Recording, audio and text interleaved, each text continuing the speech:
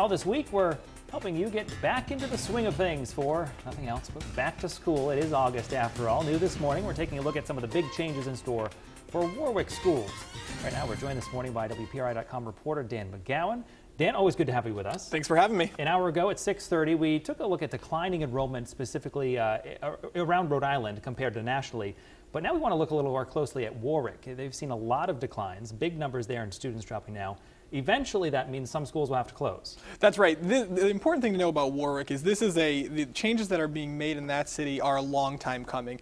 22%, they've seen a 22% drop in enrollment over the last decade, one of the largest in the state. And what that is, basically, they hired a consultant to look at, how empty are our schools. They found 40% of classrooms are vacant in the city of Warwick. So that's a lot of upkeep, in millions of dollars in spending in terms of, everything that goes into that for empty space. And so that's why they're moving forward with the plans. There is a lot happening in Warwick. What is going on in the school district? Sure. So the one very important thing to know is that nothing is happening this school year, right? So, no one's waking up in September and going to the wrong school or anything like that. But we're seeing the plan is to initially close two middle schools, Gorton and Aldridge Middle School. You're going to convert Warwick Vets, the high school, into a middle school. This will eventually happen potentially as soon as next school year.